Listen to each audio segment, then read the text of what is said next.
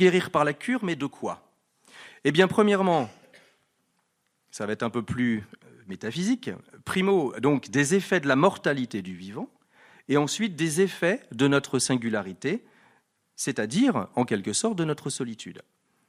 D'abord, la mort. C'est le fait pathogène par excellence. Et il y a de nos jours un psychiatre américain, Irving Yalom, qui considère effectivement que c'est certainement l'une des grandes causes pathogènes de l'humanité. Alors mieux effectivement vaudrait ne pas savoir que nous mourrons.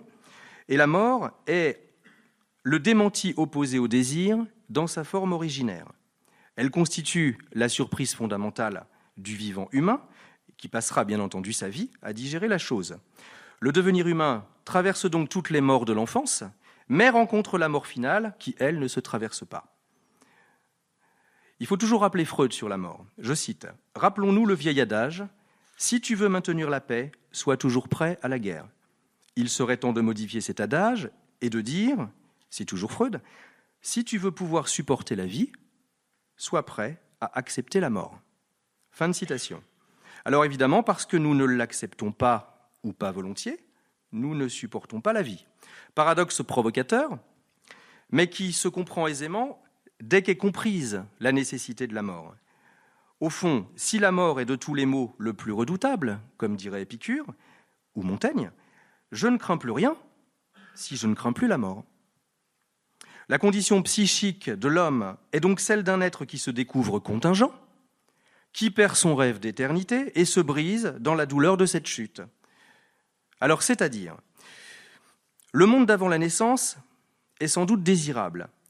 C'est, comme le soutient un psychiatre français qui s'appelle, d'origine hongroise, je crois, qui s'appelle Béla Grunberger, un état élationnel, c'est-à-dire une béatitude originaire, un narcissisme pré-objectal, comme on dit en psychanalyse, une condition intra-utérine d'indivision, en repos absolu, sans objet et sans extériorité.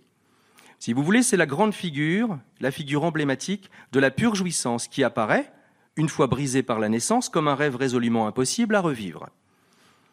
La condition humaine et sociale est donc marquée par cet objet mythique, inappropriable, si ce n'est dans l'imaginaire de l'extase mystique ou de l'amour.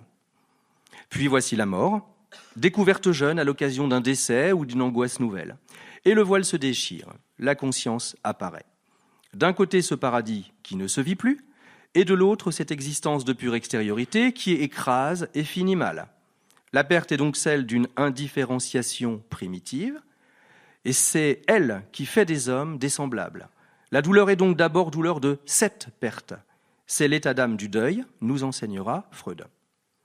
Alors faudrait-il guérir de la crainte de la mort? Nous serions alors chez Épicure. Ce n'est pourtant pas le bonheur que nous promet la psychanalyse, bonheur qu'on pourrait pourquoi pas définir comme accomplissement du désir, car, en psychanalyse toujours, le moi demeure coincé entre les exigences pulsionnelles et celles de la civilisation. La cure ne consiste pas non plus en une réadaptation du sujet de l'homme aux conditions désastreuses de sa propre existence, mais au fond à trouver en lui le sens de son devenir dans l'horizon de la mort. Elle vise donc, cette cure, au consentement plus qu'à la guérison, au détachement plus qu'à la maîtrise, à la survie plus qu'à la vie, au silence peut-être apaisé de qui sait que tout finira un jour. En second lieu, ce qui ne peut se dire, c'est le fait absolu d'exister de chacun d'entre nous comme être singulier. C'est ce que les philosophes appellent l'ipséité. Aucune parole ne peut donc reprendre, en la transcrivant dans son registre propre, ce foyer insubstituable de l'ipséité et de son histoire.